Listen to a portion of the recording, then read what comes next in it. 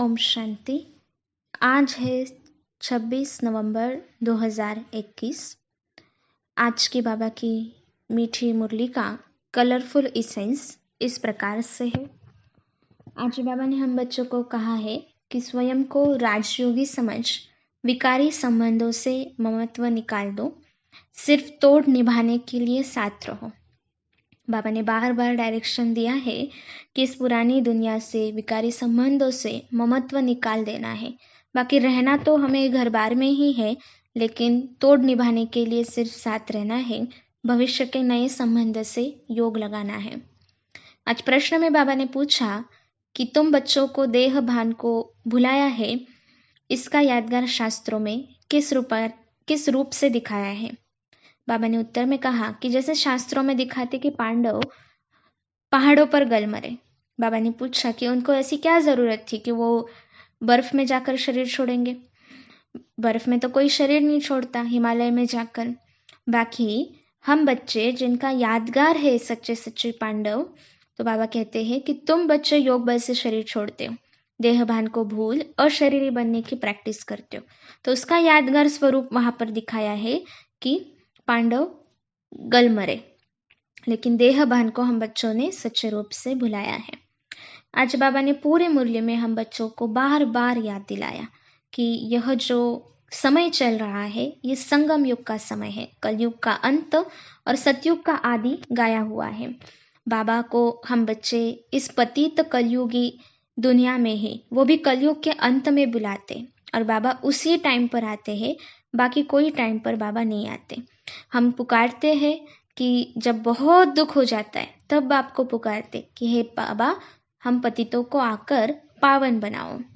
आज बाबा ने हमें भक्ति के लिए एग्जाम्पल दिया कि भक्ति भूल भुलैया का खेल है या मेज का खेल है।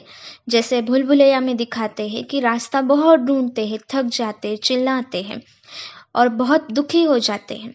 तो वैसे ही बाबा कहते कि भक्ति में भी तुम बच्चे या मनुष्य बहुत दुखी हो जाते, तब चिल्लाते कि हे दुख करता, हे दुख हरता, हे सुख करता, आओ अंधों की लाठी आओ और हमें फिर से या पावन बनाओ, इस दुख से छुड़ाओ। तो बाबा कहते दुख के बंधन बहुत है। फिर आज बाबा ने हम बच्चों को याद दिलाया कि तुम संगम पर हो, तो एक तरफ है पांडव और एक तरफ है कौरव। तो बाबा ने कहा कि अंधा उसको कहा जाता है जो रचयिता और रचना को नहीं जानते हैं, और सज्जा उसको कहा जाता है जो रचता के द्वारा रचयिता और रचना का जो आदि मध्य का ज्ञान मिला है, आदि मध्य अंत का जो ज्ञान मिला है, उसको जानते हैं। फिर बाबा ने कहा कि शिवालय जो स्थापन किया है वो शिव ने स्थापन किया है, और रावण के विकारों की प्रविष्टता के कारण फिर वही वैश्यालय बना है। तो हम बच्चों को अभी विकारों से या विकारी संबंधों से, वैश्यालय से ममत्व निकाल देना है, क्योंकि अभी हमारा है भविष्य के संबंधों के साथ ममत्व। बाबा ने कहा कि अभी तुम हो राजयोगी, तुम्हारा उस योग के साथ कोई कनेक्शन नहीं। दुनिया के तोड़ निभाने के लिए अपने घर में ही रहना है, लेकिन पूरे के पूरे बुद्धि योग बाबा के साथ जुड़ा हो। बाबा ने कहा कि ब्राह्मणों की जितनी ऊंची सेवा कोई नहीं करा सकते, और रूहानी सेवा करने के निमित्त बाप ही बनते हैं। आज बार बार बाबा ने याद दिलाया कि बाबा टीचर भी है, सतगुरु भी है और बाप भी है। तो ऐसे ऊंच सत्य बाप को हम बच्चों को याद करना चाहिए। फिर वही सत्य धर्म स्थापन करते हैं। दुनिया में ये चाहते हैं कि एक धर्म हो, एक राज्य हो, एक भाषा हो, वर्ल्ड में एक हो, एकता हो, लेकिन बाबा ने कहा ये यहाँ पर नहीं हो सकता, वो सिर्फ सतयुग में हो सकता है।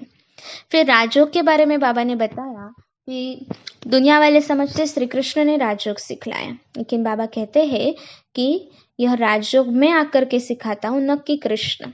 गीता में तो सिर्फ राजयोग की महिमा है, लेकिन सच्चा सच्चा राजयोग में तुम बच्चों को सिखाता हूँ। तो मुख्य बात तो संगम युग की, बाबा आकर संगम युग पर राजयोग सिखाते। इसलिए पहले शिव जयंती होती है, फिर कृष्ण जयंती होती है, क्योंकि शिव बाबा के आने के बाद ही जरूर नई दुनिया स्थापन होती है। बाबा ने कहा कि यह जो महाभारत लड़ाई है, यह असल में मुसलों की लड़ाई है, जो अभी का यादगार है। पांडवों की जीत हुई, अर्थात प्रीत बुद्धि बाबा के जो बच्चे हैं उनकी जीत हुई। फिर बाबा ने हम बच्चों को आज सर्प का मिसाल दिया कि जैसे सर्प जो है वो एक शरीर छोड़ एक खाल छोड़ दूसरी खाल धारण करता है, उसी प्रकार से आत्मा भी एक शरीर छोड़ दूसरा लेती है। बाबा ने कहा कि सतयुग में तुम्हें जाना है तो यह प्रैक्टिस होती है अभी संगम पर कि शरीर एकदम योग बल में छोड़ने की, इसलिए सतयुग में भी वही लेकर के जाते, तो जब शरीर बूढ़ा होता है तो आपे ही एक शरीर छोड़ दूसरा लेते, तो यह प्रैक्टिस तुम्हारी अविनाशी हो जाती है। इसलिए बाबा अभी हम बच्चों को यह प्रैक्टिस करा रहे हैं। फिर बाबा ने सतयुग के लिए भी बताया कि किस प्रकार से सतयुग में सारे पृथ्वी आकाश और सागर के हम मालिक रहेंगे। बाकी दुनिया में अभी तो हर जगह पर टुकड़े टुकड़े कर दिए हैं, सीमाएं लगा दी, लेकिन सतयुग में सब कुछ हमारा रहेगा। बाबा कहते हैं कि स्वर्गवासी अगर शरीर छोड़ते तो स्वर्ग में जन्म लेते और नरकवासी शरीर छोड़ते तो नरक में ही जाकर जन्म लेंगे, जब तक बाबा न आए और यह पुरुषार्थ न कराए, दैवी राजधानी न स्थापन कराए। फिर आज बाबा ने हम बच्चों को कहा कि जैसे दुनिया वाले लक़ब भी लेते हैं, टाइटल ले लेते हैं पैसे दे करके, लेकिन बाबा यहाँ पर मनुष्य से देवता बनने की सबसे बड़ी पढ़ाई पढ़ा रहे हैं। फिर क्षीर सागर के लिए भी बाबा ने हम बच्चों को कहा कि जैसे वैश्यालय है विषय सागर और विष्णुपुरी है क्षीर सागर, बाकी ऐसे क्षीर सागर स्थूल में कोई होता नहीं है, लेकिन वह यादगार दिखाया है।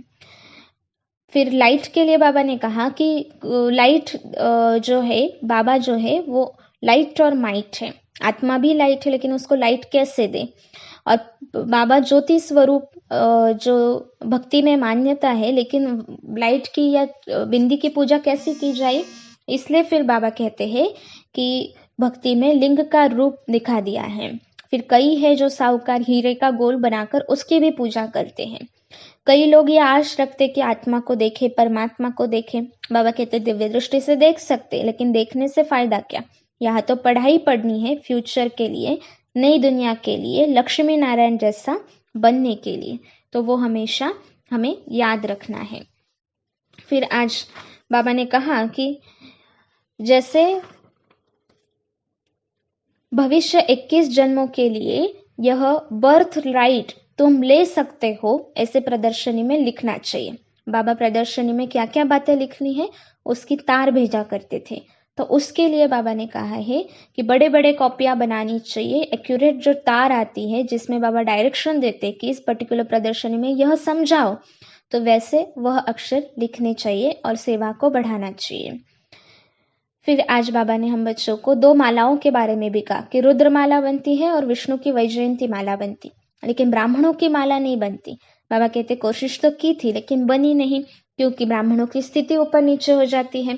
फिर बाबा ने माला बनाना, अव्यक्त नाम देना ही छोड़ दिया, क्योंकि जो नाम यहाँ के थे वह नाम यहाँ ही छोड़कर कई बच्चे अपना पुराना नाम ले भाग गए। फिर इसीलिए बाबा कहते कि हमने ब्राह्मणों की माला बनाना छोड़ दिया। लेकिन फिर बाबा याद दिलाते हैं कि वह हमारा बाप भी है, टीचर भी है और गुरु भी है, तो ऐसे बाप को बहुत लव से याद करना है।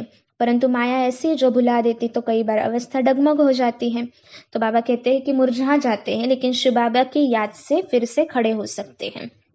फिर आज धारणा के लिए मुख्य बाबा ने कहा कि विकारी संबंधों से ममत्व निकाल देना है, बुद्धि से नए संबंधों से बुद्धि योग लगाना है, भविष्य के जो नए संबंध है उनके साथ औरों को समझाने के लिए हर वक्त खुशी में रहना है।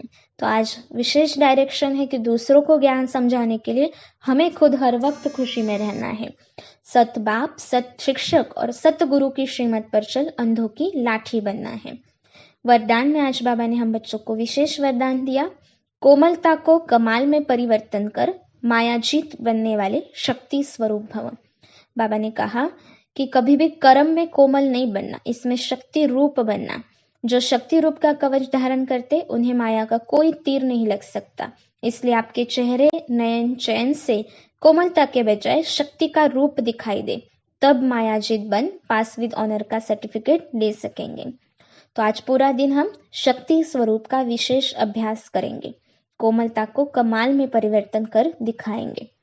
स्लोगन में आज कहा, त्रिकालदर्शी की सीट पर सेट होकर हर कर्म करो तो माया दूर से ही भाग जाएगी।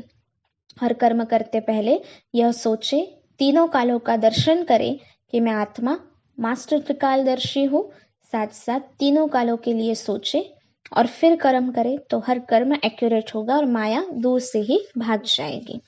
तो इस प्रकार से आज बाबा के मुरली के मुख्य डायरेक्शंस थे। तो हम सभी दिन भर उसको याद करेंगे, मंथन करेंगे और प्रैक्टिकल धारणा मूर्त बनेंगे। ओम शांति।